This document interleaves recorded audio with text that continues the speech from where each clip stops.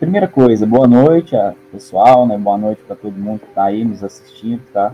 Espero que eu possa cumprir também com a expectativa, né? Espero que eu possa estar à altura dos palestrantes que vieram antes, que vão vir depois de mim, né? Eu confesso que eu tinha planejado algo, até ia passar alguns slides aqui e tudo mais, para falar sobre o tema dos objetivos, sobre a questão da hipótese, mas eu fui assistir a fala do professor Diego e eu promovi aqui de última hora uma pequena mudança nos planos, tá? Eu ia fazer uma coisa um tanto quanto mais telegráfica, uma coisa um tanto quanto né, um pouco mais diversa e tudo mais, mas eu notei que houveram muitas perguntas direcionadas, né? E eu acredito, sinceramente, que estes momentos, né, eles são momentos em que a gente tem uma certa oportunidade que ela não pode passar, né? Aqui em Goiás nós temos alguns ditados populares que eu adoro. Um deles é, olha, cavalo arriado só passa uma vez, né? E a gente tem que aproveitar quando ele passa. Né? E eu pesquiso cultura popular e a todo momento eu uso alguns referenciais de cultura popular, tá? Então, o que acontece? Eu gostaria de falar, assim, de uma maneira um tanto quanto mais direta, sobre alguns pontos em específico a respeito da pesquisa e principalmente da escrita acadêmica, porque eu acho que seria mais proveitoso se eu fizesse dessa forma, de modo que eu possa abrir um espaço maior para a gente estabelecer um diálogo, né? Mas após a minha aula e tudo mais, e, né, aproveitar as perguntas, as eventuais perguntas que vão surgir do momento que a gente falar sobre isso aqui, tá? Então, por quê? Geralmente, eu gosto de pensar que quando a gente entra na universidade, quando a gente está em uma graduação, primeiros e segundos anos, em geral, nós não temos, isso não é uma regra geral, obviamente, né, mas nós não temos, grosso modo, não temos uma determinada maturação intelectiva mais adensada para compreender determinadas formulações teórico-metodológicas, né? O que eu estou querendo dizer com isso? Que, às vezes, a gente entra na universidade e a gente deixa passar determinadas disciplinas, determinados conteúdos, matérias, que depois vão se mostrar primordialmente importantes. No meu caso, é o que aconteceu com a disciplina metodologia de pesquisa. E é por isso que eu considero esse tipo de evento extremamente importante, né? Porque, às vezes, eu, pessoalmente, né, vou usar o meu caso pessoal, eu só fui dar valor à disciplina metodologia de pesquisa depois que eu tinha feito a minha graduação, já tinha terminado o TCC e tudo mais, e eu fui tentar o mestrado pela primeira vez, né? E foi aí que eu percebi que, basicamente, o que eu tinha aprendido sobre metodologia era muito pouco, não me servia no sentido de aprofundamento dos meus estudos em se tratando de um nível de mestrado e, posteriormente, doutorado, que era algo que eu tinha enquanto desdobramento de planos acadêmicos, né? Eventualmente, a primeira vez que eu tentei, eu não fui aprovado, a segunda também não, só fui aprovado na terceira vez. E de lá para cá, de 2015 para cá, que foi o ano que eu entrei no mestrado, a gente vai percebendo algumas coisinhas, e eu fui formulando algumas estratégias que me foram muito benéficas no sentido da escrita e da vivência acadêmica, né? A primeira coisa que é uma regra de ouro, né? Antes de falar dos objetivos e das hipóteses, tem algumas regrinhas, né? Pelo menos isso aqui, gente, eu não sou alguém que quer transmitir metodologicamente, assim, tecnicamente as regras, né? Mas algumas experiências me foram tão proveitosas que todas as vezes que eu vou falar sobre metodologia de pesquisa, sobre escrita acadêmica, eu gosto de falar sobre isso, porque me ajudou de uma maneira muito efetiva, né? Então, quando a gente fala em escrita acadêmica, a gente sabe que é um assunto extremamente complexo, né? Em todas as áreas. A pesquisa é algo complexo. Ela exige uma coisa que nós estamos praticando aqui agora, nesse exato momento, né? Perdão o palavrão chulo, mas ela exige bunda na cadeira. Sem bunda na cadeira não existe metodologia acadêmica, não existe produção de trabalho científico. Ela é um fator inicial extremamente complexo, né? Então, isso significa que requer sacrifícios, requer finais de semana que você deixa de lado, requer muitos feriados que você deixa de aproveitar com as pessoas que você gosta em nome de um determinado objetivo, né? Mas só isso, por si só, também não funciona, né? Também não repercute da maneira pragmática que deve repercutir. Então, Todas as vezes que vocês se colocarem no lugar de escritores acadêmicos, quando vocês forem elaborar os seus projetos de pesquisa, os seus trabalhos, os seus artigos, uma das dicas, né, eu vi o professor Diego dando algumas dicas, eu achei muito interessante, pensei, vou falar disso também. Uma das primeiras dicas que pode guiar vocês de uma maneira efetiva na escrita é vocês se lembrarem de uma coisa extremamente importante, que é o fato de que a escrita acadêmica nós não fazemos para nós sempre fazemos para os outros. Por que eu digo isso, né? Porque existe uma dificuldade de transmissão, por vezes, e de compreensão daquilo que nós estamos escrevendo. Então, quando eu digo que a escrita acadêmica ela é sempre feita para os outros, eu também estou querendo dizer que aquilo que está claro para você não necessariamente vai estar claro para o leitor ou para a leitora, para as eventuais pessoas que vão se deparar com aquele seu texto, né? Essa é uma fórmula, né, que me ajudou muito a desenvolver melhor aquilo que eu escrevo, que eu continuo escrevendo e que eu escrevia.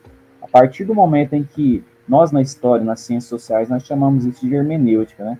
A partir do momento em que eu passei a transitar de uma maneira mais hermenêutica, me colocando mais no lugar do outro, eu consegui criar uma certa, alguns vão chamar isso de empatia também, óbvio que com um sentido distinto, um sentido de teoria da história, né?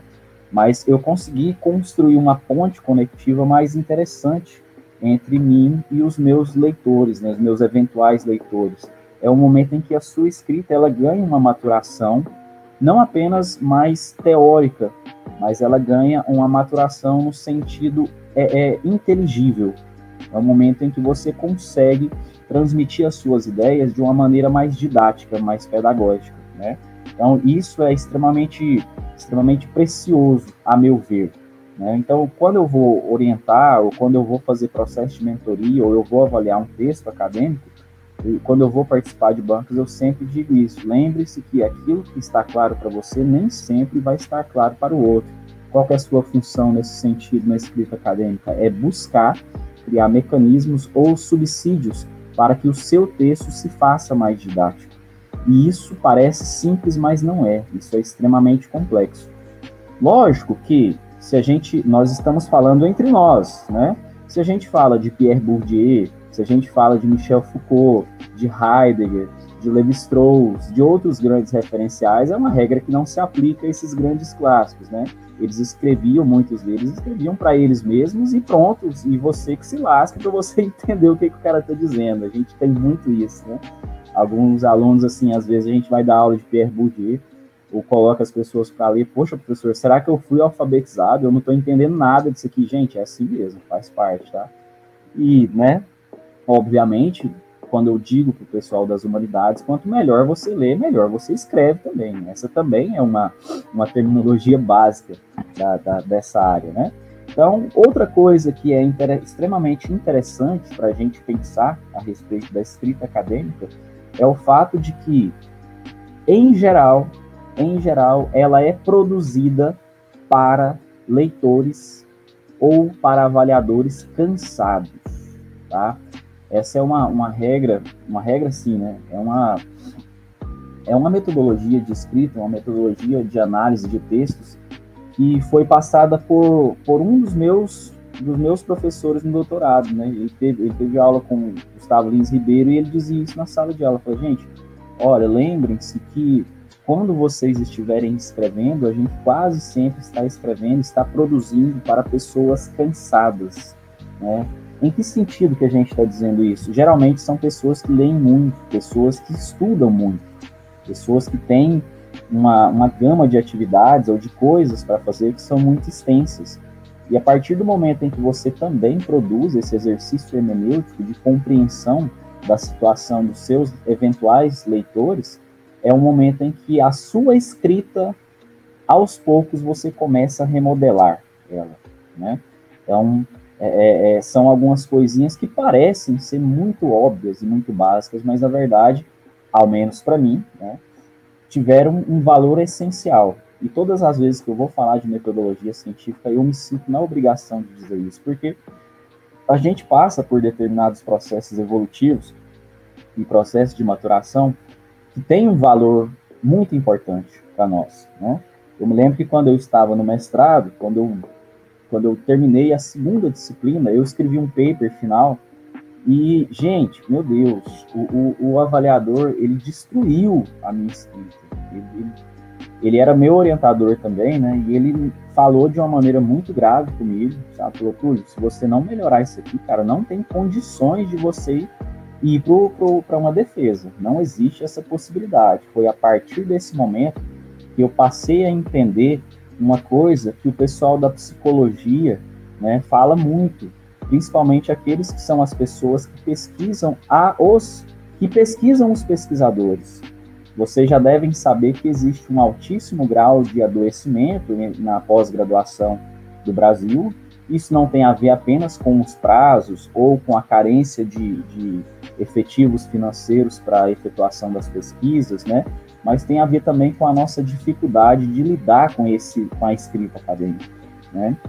E existe um outro fator extremamente importante que sempre vai nos ajudar, e eu considero isso mais importante do que efetivamente um grau elevado de intelectualidade, né? Eu costumo dizer que a escrita acadêmica, ela requer disciplina e esforço, mais do que talento, por assim dizer, né? Usando um termo mais didático. A escrita acadêmica, ela somente funciona se você tiver disciplina, né? Então, ela exige muito.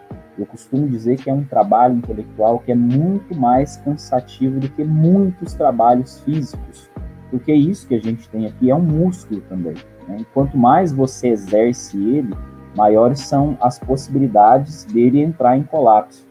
E eu sempre me sinto na obrigação de dizer isso, por quê? Porque eu passei por um momento de adoecimento durante o mestrado, e eu ainda sinto, ainda hoje, alguns desses problemas, né? Naquele momento, quando eu adentrei, eu não sabia essas coisas básicas, eu não estava devidamente preparado para compreender, né, o que é que de fato representa uma pós-graduação. E isso eu posso dizer para vocês, eu sempre digo, né? Você vai fazer mestrado, você está preparado para isso? Não estou querendo desmotivar ninguém, tá, pessoal? Mas é preciso que se esteja preparado e é preciso que se entenda que o grau de complexidade e o grau de comprometimento e o grau de cobrança que existe dentro de um mestrado é imensamente maior do que em uma graduação. Não existe paralelo avaliativo próximo. Eu achei o mestrado muito mais difícil que o meu doutorado, né? Mas também isso dá porque eu entrei de uma maneira, né, sem saber como é que procedia dentro disso, né? E ainda hoje eu tomo alguns remédios, tá, gente? Fazer ciência no Brasil não é fácil, não, tá? Você vai ter determinados momentos que vai ser muito complexo, tá? Sem falar duas grandes síndromes produtivas que acometem quase sempre mestrandos, doutorandos, pós-graduandos em geral. A primeira é a síndrome de Albert Einstein, né? A síndrome da genialidade. E a outra é justamente a síndrome do impostor. As duas, elas sempre vão estar digladiando ali e elas ambas atrapalham, cada um a seu modo, a sua produção. O que é a síndrome do Albert Einstein? É aquela sensação que o mestrando, que o pós-graduando tem de que ele precisa ser genial a cada parágrafo que ele escreve, né? Essa questão de você não compreender basicamente o que é um mestrado, às vezes te leva a elaborar uma ideia muito essencialista do que é que está tendo ali, né? Do que é que você está lidando. Isso atrapalha muito, muito, muito mesmo, porque tudo aquilo que você escreve parece que não serve, parece que você está, você não atingiu aquele grau de perfeição que você espera de si mesmo, né? Você está esperando que a cada parágrafo você produza algo genial. Não é assim, tá, pessoal? Um mestrado, ele pode ser, como disse o professor Diego aqui agora há pouco, ele pode ser uma revisão bibliográfica, né? Dito de uma maneira mais prática ainda, né, não se muda o mundo com o mestrado, não é uma coisa que vai modificar efetivamente de uma maneira tão... Não existe a necessidade de você efetivar a cobrança dizendo o seguinte, eu preciso ser um gênio nesse parágrafo aqui. Se eu não escrever estilo Garcia Marques nesse parágrafo, não serve. Isso atrapalha muito, muito mesmo, né? E a outra é a crise do impostor, que também atrapalha muito. Quando você se adentra nesses determinados nichos, em determinados círculos, você acaba se cobrando de uma maneira e você acaba colocando você mesmo em uma balança onde os seus colegas, parece que eles estão sempre aqui, e que você está sempre aqui, ó. Você não se sente integrado àquele nicho. Parece que você caiu ali de paraquedas, né? E isso também tem repercussões muito negativas na sua escrita. Isso atrapalha muito. Por quê?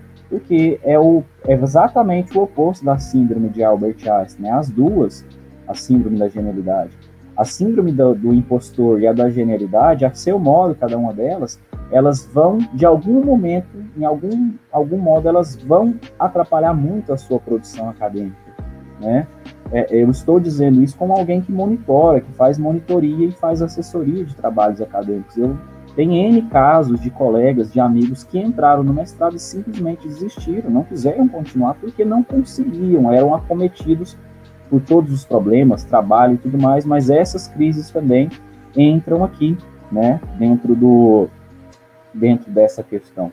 Então, eu queria iniciar essa fala, né, com vocês aqui, antes de falar efetivamente sobre hipótese, sobre objetivos, para que vocês entendam que cada um de nós, a seu modo, ele tem processos transformativos que são muito inerentes, que são muito subjetivos dentro da condução de suas pós-graduações, tá? Isso acontece, tá? Às vezes existe uma dificuldade de adaptação, às vezes existe uma dificuldade de lidar com um novo ambiente de cobranças. Faz parte, é parte efetiva disso, né? A maneira pela qual você vai lidar com aquilo, né, é que vai fazer a diferença, né? Não quero que fique parecendo papo de coach isso aqui, não, né? Nem papo de autoajuda, mas é bem aquilo que o Sartre dizia, né? Não importa o que fizeram de você, importa o que você vai fazer do que fizeram de você, basicamente isso, tá? Enfim, espero que até aqui eu esteja me fazendo compreender, tá? Eu queria falar com vocês efetivamente aqui agora, de uma maneira mais direta, espero que as regrinhas aí, né? Quem sou eu para estar aqui dizendo regras para vocês, né? Mas espero que essas dicas, encarem como dicas, melhor do que regra. Regra é uma coisa muito, né? Muito telegráfica, uma coisa muito técnica, essa coisa toda. Parece que não está dando liberdade criativa. Vamos pensar nisso como algumas dicas, como algumas sugestões que o professor deixou aqui para ajudar vocês mesmo a produzir, né? Escrever, tá? Porque o objetivo é isso, tá? Agora, entrando efetivamente naquela que é a nossa temática, que é a questão da hipótese, né? Como é que você cria determinadas hipóteses e como é que você articula objetivos para uma pesquisa, né? Eu gosto de pensar o seguinte, pessoal, antes de tudo, é preciso que se entenda que fazer ciência requer método, né? Requer método. Ciência e senso comum não são a mesma coisa. Uma passou pelo crivo do método, uma passou pelos processos de filtragem das ilusões que são parte integrante de opiniões de senso comum, né?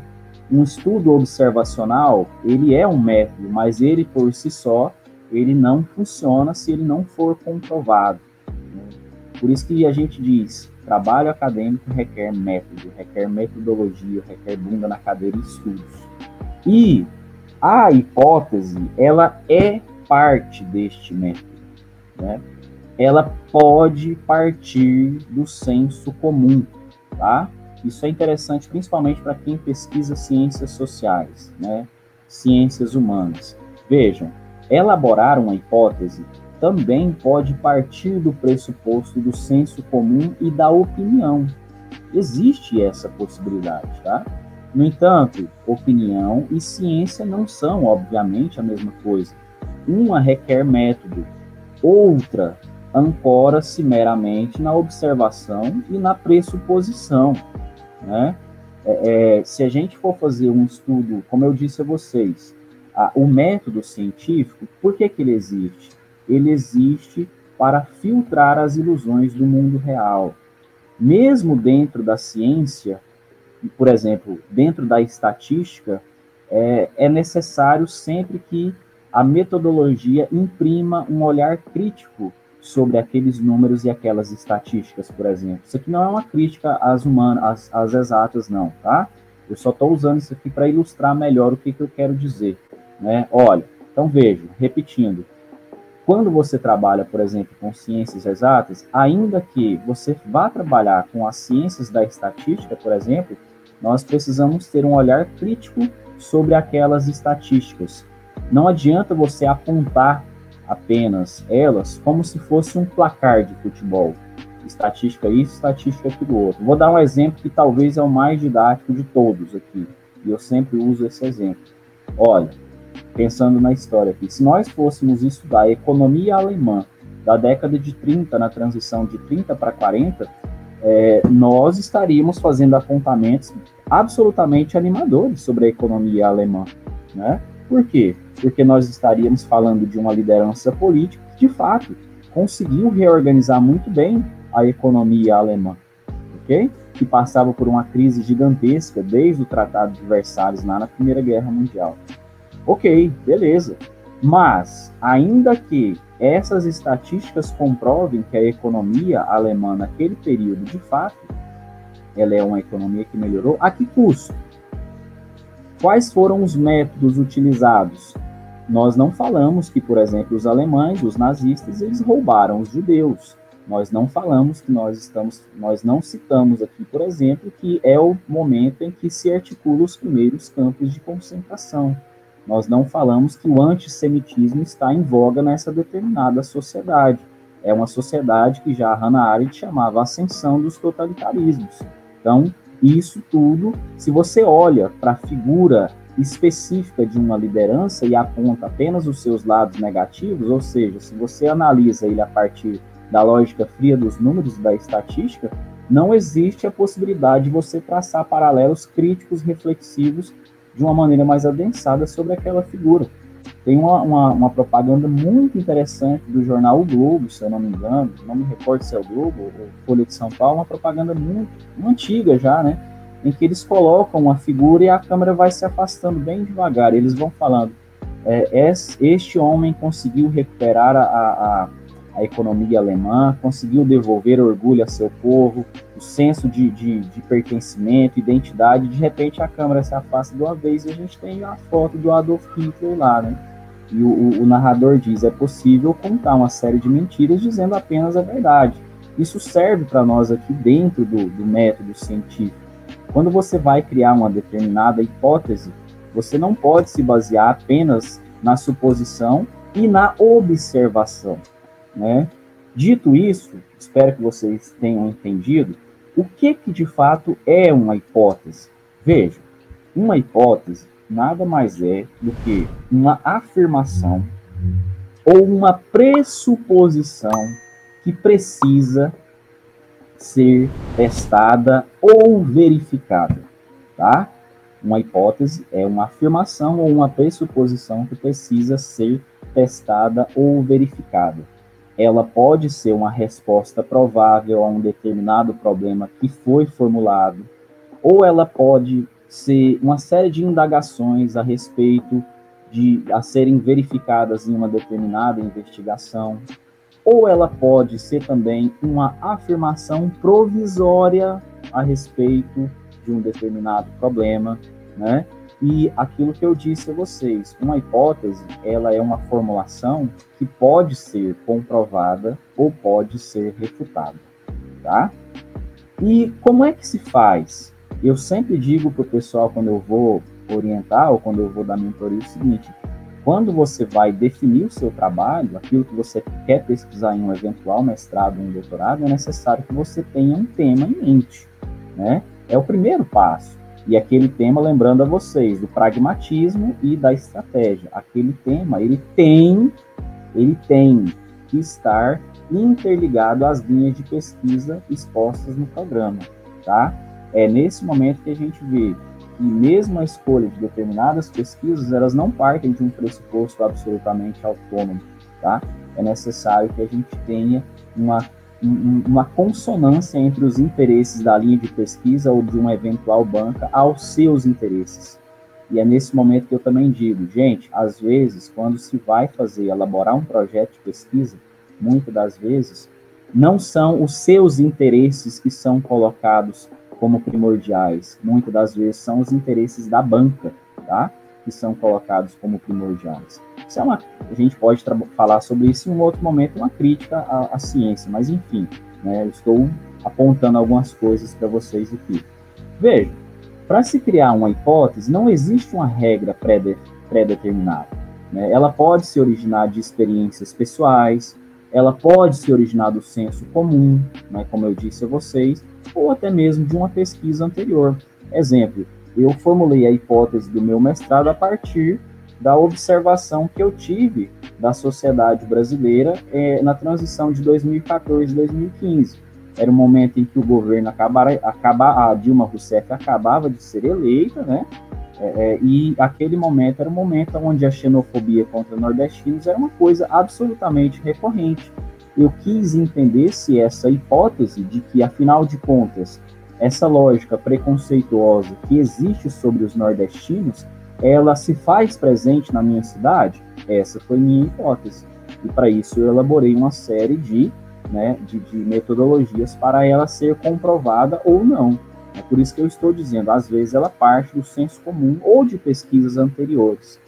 De uma maneira geral, vocês precisam entender que a hipótese ela vai guiar o seu trabalho. Né? Ela é uma espécie de guia, uma espécie de luz, entre aspas, né? Usando uma metáfora aqui. E ela guia no sentido de buscar uma resposta.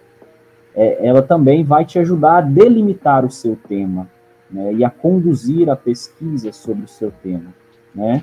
Mas o que é mais primordial, né, é que você entenda que a hipótese, ela sempre é um ponto de partida inicial, ela não é um fim, ela é um ponto aonde você começa a sua caminhada. Eu comecei a partir daqui, né? Então, é por isso que eu estou dizendo, às vezes, muitas das vezes, quando eu falo em ciências humanas, por exemplo, você retira as suas hipóteses de observações, da maneira pela qual você observa aquilo que disserta, do senso comum, faz parte, né? Ciências humanas estuda de tudo, vocês sabem, né? E os objetivos, gente, né? Quando a gente fala de objetivo, o que é que a gente está falando?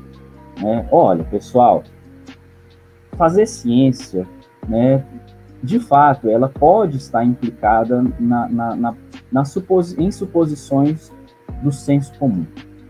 Mas, quando a gente fala em método e ciência, você precisa testar, retestar, verificar resultado, observar diferentes situações e diferentes implicações. O professor Diego falou isso muito bem aqui, né? Alguém fez uma pergunta para ele sobre a situação da Rússia e tudo mais. Beleza, mas em que tipo de situação que a gente está falando? Do panorama russo, para a subjetividade, para a criação cultural histórica dentro daquele determinado contexto, as significações são umas. Para nós aqui, as significações são outras, né? Então, você precisa observar os diferentes locais, quais são a maneira pela qual você precisa delimitar um resultado final que você pretende alcançar, né? E é nesse momento em que aparecem os objetivos. Lógico, gente, talvez vocês estão tendo alguma dificuldade sobre o que eu disse anteriormente aqui, acerca da hipótese, mas é necessário que vocês entendam uma outra coisa também, né? É neste momento dessa dificuldade, onde os dados parecem estar explodindo lá dentro da sua cabeça, que existe também a figura do orientador, né? E ela precisa estar ali para te guiar, falar, olha, meu filho, o caminho é esse aqui. Tá? Não toma esse de cá, não, porque esse de cá tem muita pedra. Vai nesse aqui, porque esse aqui vai te ajudar a fluir melhor, tá? Mas voltando aos objetivos, né? Os objetivos, eles também podem ser vistos de uma maneira muito próxima, né? Aquilo que alguns chamam de questão ou questões-problema que você formulou para serem respondidas, né, de uma maneira mais geral em seu trabalho, né? E é por isso que o objetivo, em geral, quando se vai formular determinados projetos de pesquisa para admissão, eles são subdivididos em pelo menos duas categorias. nós temos o objetivo, quase sempre o objetivo geral, né? E os específicos. O que é o geral? O geral, ele também, né? Ele deve funcionar como uma pergunta efetiva que vai lhe ajudar, né, a encontrar os caminhos para a comprovação ou não da sua eventual hipótese. Espero que eu tenha me feito fazer claro aqui o que eu disse, né? O que é o objetivo geral? É uma espécie de arremate geral daquilo que você pretende fazer. A gente sempre diz, o objetivo geral, quando você for formulá-lo, e essa também é uma, entre aspas, uma dica minha, né? Você vai pensar em um problema específico, né? Qual é o problema que geralmente perpassa um contexto total, né? O objetivo geral é uma espécie de guia para encontrar a comprovação ou não de sua hipótese, tá? Né? E como você vai escrever esse objetivo também faz toda a diferença, né? Quando a gente fala em objetivos, a gente fala em formulação de projetos, existem umas outras coisas que precisam ser lembradas. O trabalho científico, principalmente em termos iniciais, em termos de projeto, é sempre recomendável que você evite ao máximo o uso de adjetivos, né? Por quê? Porque adjetivos, eles fazem menção a mensurações que representam juízos de valor, né? E quando a gente fala sobre isso, complica. A banca analisa isso. Uma eventual banca analisando um projeto, eles vão, poxa, peraí, por que esse adjetivo está aqui, né? Então, vejam, os adjetivos, eles podem funcionar como uma redução estanque do tema que você tem ali, que você pretende trabalhar. Da mesma maneira, é extremamente recomendável que não se utilize generalizações, né? E é nesse momento que entram aquela importância da disciplina metodologia. Por quê? Porque a metodologia de pesquisa, ela nos ensina que existem algumas coisas que são absolutamente evitáveis em um trabalho acadêmico. Uma delas, né, evitável ou não, nesse caso não evitável, mas recomendável, é a ampla utilização de alguns verbos.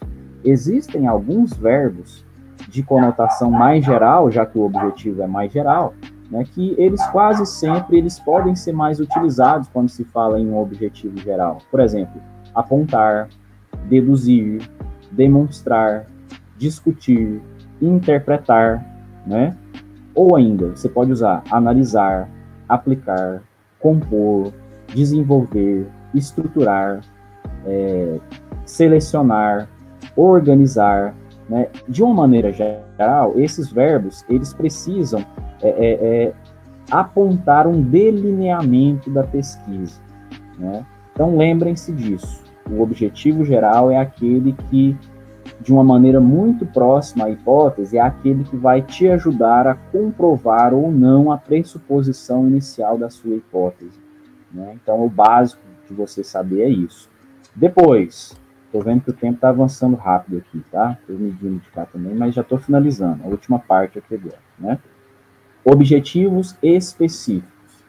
Quando você pensa nos objetivos específicos, você precisa pensar, afinal de contas, quais são as finalidades e as peculiaridades que vão permitir atingir o objetivo geral, tá? É uma pergunta que geralmente se faz. Quais os possíveis outros desdobramentos do seu objetivo geral? A gente entende o seguinte, que como o objetivo geral, ele deve demonstrar uma visão mais global do seu projeto de pesquisa, ou do seu objetivo de pesquisa, né, daquilo que vai ser o ponto nevrálgico da sua pesquisa, é necessário que os objetivos específicos, eles trabalhem de uma maneira complementar ao geral, né? Como é que a partir do objetivo geral, pensem nisso, podem emergir outras questões que também são importantes, não tanto quanto o objetivo geral, mas que elas fazem coro à importância daquele objetivo central. Então é aí que você articula os objetivos específicos. Lembrem-se de uma coisa básica e simples, né? Lembrem-se da regrinha da espiral. Geralmente, quando a gente vai aprender sobre redação, a gente aprende duas coisas. Primeiro, que informação nem sempre significa conhecimento, né? E ainda mais agora que a gente vive numa era da informação múltipla e da multiplicidade de ciência, a gente compreende isso de uma maneira pragmática, né?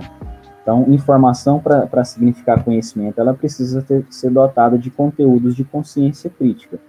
A outra coisa que a gente aprende, né, é que um bom texto de redação, estou usando a alegoria da redação para vocês entenderem melhor. Uma boa redação, ela precisa funcionar como uma espiral. A introdução, o desenvolvimento e a parte final, elas precisam estar amarradas. É nesse sentido que você precisa pensar na formulação dos seus objetos, dos seus objetivos, e até mesmo de um eventual projeto de pesquisa, né? Você precisa entender que o começo, o meio e o fim precisam estar articulados, ligados por uma espécie de espiral. Aonde é que ele começa, ela não tem nenhum momento que essa espiral se rompe, se quebra ao meio. Parece simples, mas na verdade é muito difícil, né, fazer isso. E aí, quando a gente pensa também nos objetivos específicos, né, a gente está falando das etapas. A gente pode também estar falando das etapas pelas quais você vai proceder para alcançar o objetivo geral, né? E aí, por exemplo, é um momento em que você também usa determinados verbos, quase sempre no infinitivo, tá? Quase sempre no infinitivo é o momento em que você utiliza determinados verbos. Por exemplo, se a sua pesquisa for de nível exploratório, você pode usar conhecer, identificar, descobrir. Aqui eu me recordo de 3 aqui agora. Suponhamos que a sua pesquisa não, é uma pesquisa descritiva. Então, você pode utilizar determinar, traçar, descrever, né? Ou talvez seja uma pesquisa de nível mais explicativo mesmo, alguma coisa mais ligada ao cotidiano e tudo mais, né? Alguma coisa que tem mais a ver com uma empiria maior. Então, você pode utilizar analisar, avaliar, explicar, mensurar e por aí vai, tá?